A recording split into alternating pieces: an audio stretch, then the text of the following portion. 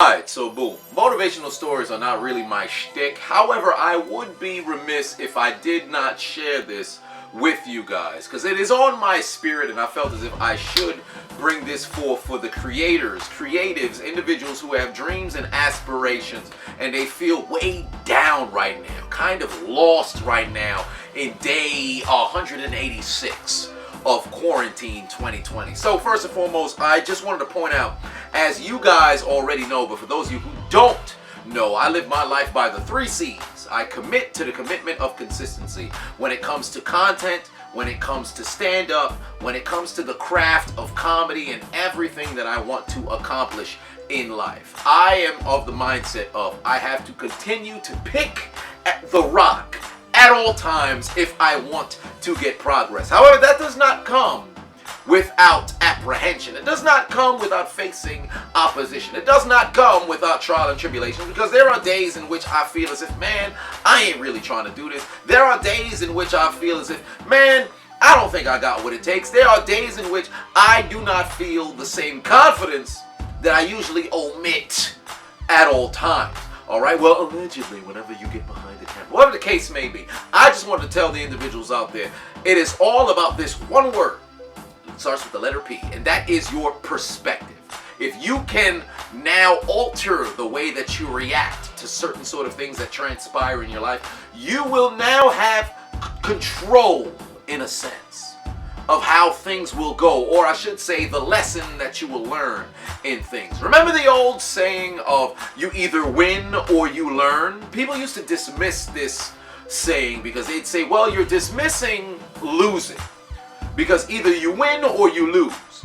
The lesson gets missed when you lose. But oh no, I beg to differ. When you lose, the lesson is, all right, identify the mistakes that you may have made and then correct them so you do not lose again. You have to be able to embrace losing if you truly want to win. I have always been the individual who said somebody like a Bill Russell is one of the few people in life who can say you have won more than you have lost. Tom Brady is the most winningest individual in the sport of football as a player. However, he's played 20 years.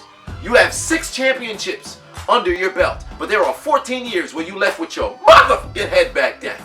All right? Michael Jordan, 6 championships, but he played a total of 15 years. There were 9 years in which he left with his motherfucking head back down. LeBron, all right, 3 championships. He has now completed year number 17, at least allegedly. It's about, we're not too sure if the season's going to come back or not. But there has been, up until this point, 13 different times in which he left with his motherfucking head back down. So we need to make sure we change our perspective on different sort of things. And here's my story, all right? Because I recall, and this was not even too long ago, this was October of last year, if I'm not mistaken. Or was it November? No. I believe it was October. Yes, October of last year. And I remember I was doing a comedy stand-up show with, or I should say a stand-up comedy show. I don't know why I said it in that sort of order. But a stand-up comedy show with Carl Payne, who was on Martin, and also Carl Anthony Payne, who was on Martin, pardon me.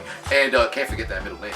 And Joe Torre, who was in the movie Poetic Justice with Tupac. Both world-renowned comedians. Oh, I should say, I can't really say world-renowned, can I?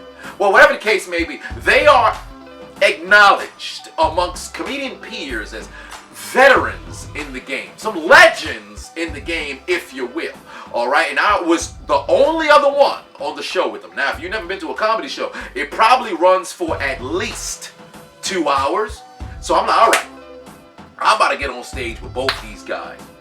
I only got 15 minutes. And it's only the 3 of us. So it's all right, what do I do from here? So I said, okay, and on top of that, because it's only the 2 of us, all right, I have to make sure that not only does the congregation, the audience know that I deserve to be here, I got to prove to myself that I deserve to be here too, because I'm not somebody who just goes through the motions. My preparation is ridiculous. So it's like, okay, if it's going to be me on a show with this person, I got to make sure not only do I go out of my way to attempt to outshine you, but that I do as well. I ain't just coming over here, I'm going to try my best. No, I'm going to be the best one here. All right? So, showed up, went up there, did my thing. It wasn't one of those, everybody was like, you damn near had to call a hospital. You had to call in an EMT, a goddamn EMT, if you will, because people was laughing to the point where their lungs was in pain. I had my moments where individuals' mouths was completely open. It looked as if a cavity. It was as open as the tomb when Jesus had moved the boulder. They had their moments. But there were also times in which we listened. Keep going. What else you got to say? So there were times in which there were some lapses, and I had my moments as well. But I remember when I had concluded my set, and I had went to the back. I remember speaking with Joe Torre. I was like, hey man, you know, what do you think of the set, man? What'd you like? What didn't you like? And it was one of those sort of vague responses. Yeah, man, it was cool, yeah. But then it was like reality set in. All right, somebody that you look up to in the game wasn't really paying attention like that. Carl Payne was out there when I was doing my stuff. So I'm like, cool, let me ask him when we were concluded. And he was like, huh? Oh, yeah, it was cool. So at that point, it was two individuals that you look up to, and your peers in the craft that it is that you're pursuing were like not even really in tune to what it was that you was doing. So I had a moment of discouragement right there where I felt as if I didn't fit in, and it was very odd for me because it was one of those, like, I was riding a high up until that point. Things were hitting. Life was going great, and then bam, you hit that wall. It's just, am I as good as I thought I was? Am I as good as other people thought I was? Am I living up to the expectations that was brought upon me? Am I living up to the expectations that I brought upon myself? Because coming into this, I'm like, I want to make sure that the audience knows that not only do I belong to be here, but I'm in the same realm as individuals who are considered legends in my same craft. And I'll never forget this particular moment. I remember when I was walking out, and we were coming out on the stage because I wanted to take a photo. I always take a photo with the people that I do a show with. And it was just the three of us. And I remember when it was me, Carl Anthony Payne, Joe Torre. And then Carl Anthony Payne's wife had came over to me and said, hey, you know, I really enjoyed your set. You did some very good stuff. Not a lot of people who are your age do what you do the way that you do it. Keep at it. Continue to keep pushing. You've got a bright future ahead of you. At that particular moment, I didn't compute it the way that I should have. Because in this particular moment, there's a person who really appreciates what it is that you have done. I'm not going to go as far to say admiration, but truly enjoyed what it is that I brought out. However, because I did not receive it from the person that I wanted it to come from, I almost, disregarded what it is that she had said. Because I'm like, man, that sounds great.